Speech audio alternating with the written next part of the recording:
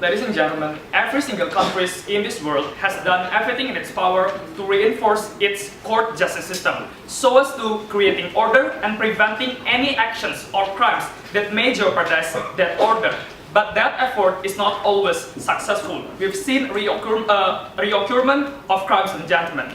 We believe that the existence of monetary punishment in the status quo in our law system is becoming the obstacle in exercising our court justice system to the fullest extent, ladies and gentlemen. And thus we stand on side government, ladies and gentlemen. How we believe, I'm going to show you in my case how the existence of monetary punishment backclasses the principle or the essence of punishment and consequently leading to the failure of enforcing the system as a whole. Before I proceed to my arguments, allow me to clarify the debate.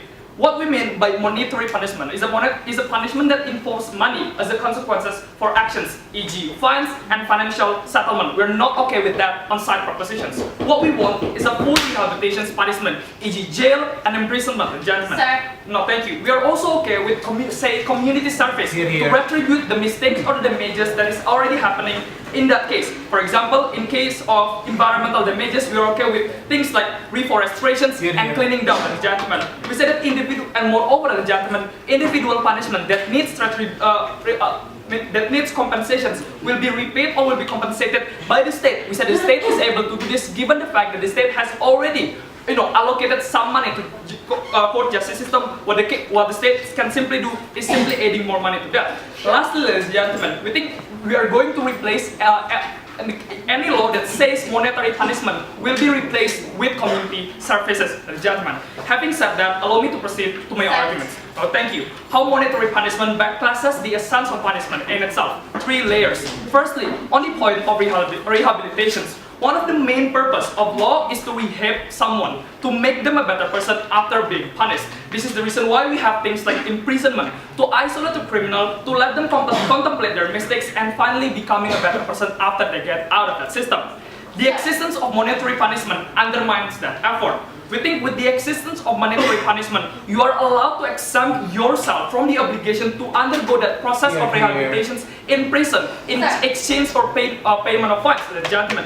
This is the case when it comes to Indonesia's legal system, where fines can be the alternative alternative or rehabilitations in jail, ladies and gentlemen. Even worse, in some cases, for example, environmental crimes where the actors or the crimes where the actors or the criminal is corporations, ladies and gentlemen. The corporations leaders and their cronies can fully exempt themselves from the rehabilitation process as a whole by paying fines, ladies and gentlemen. We say this is problematic. We say this undermines the effort to make someone a better person, which is the essence of law. Which is the essence of law, ladies and gentlemen. Because it means there is no isolations from the general life to make you contemplate your system. It means there is no reinstallment of the state value within the prison to help them becoming a better person, ladies and gentlemen. You can simply opt out of this and not becoming a better person. For this reason, we regret the existence of having monetary. We would like to remove monetary punishment. Yes, Lily. We're okay with imprisoning them, but we think sometimes they have the capacity to do financial crimes because they have financial capacity. With this proposal, we're removing them of their capacity. Address that right away in my second analysis, gentlemen. On the point of death threats, gentlemen, we said that the another functions of justice system is to deter someone, to prevent them to not to do the same mistake again in the future. Ladies and gentlemen, we say that monetary punishment also undermines this effort, gentlemen.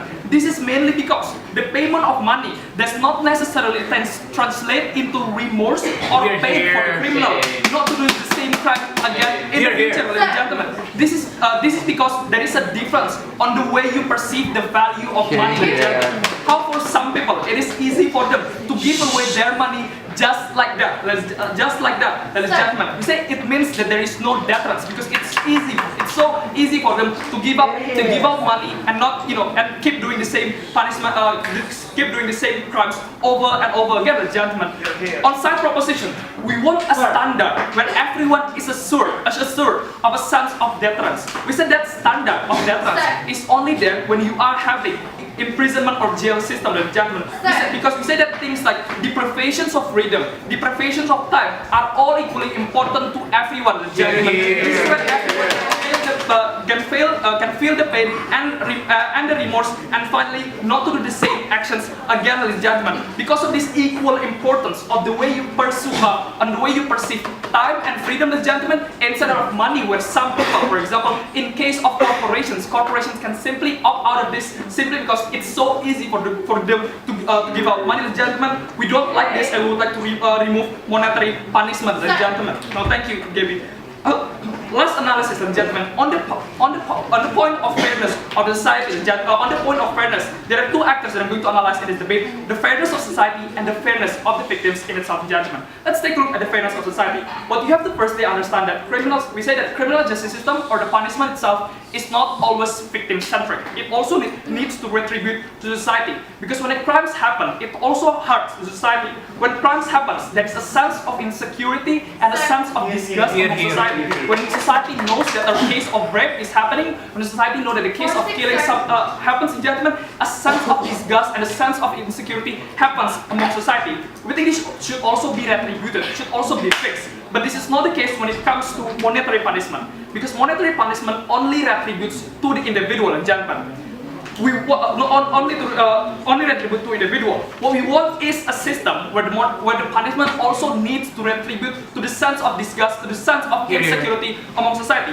This only happens when you have only imprisonment and jail system, or community services, because when the society knows that these certain people has undergone, rehabilitation process, society knows that these people are already, repaired, are already becoming a better person, and is worthy to, to integrate them among society, into society, gentlemen. For this reason, we say that the retribution towards society is better off without monetary service. But let's take a look at the fairness of the victim. We said that the fairness of the victim is also better off without monetary punishment, judgment. Because we said things like financial settlement is prone to a backdoor deal, gentlemen. We said this is the case when someone is, when the actor or the crimes is of a higher position, someone who is richer. It's so easy for them to utilize the fact that this person is poorer than them. It is so easy to overcloud the rationality of the crimes of the victim to just accept the moneyless judgment. We don't think it is fair. We don't think it is necessarily retributing to the crimes that has been done to the victim. For these three reasons, we are very proud.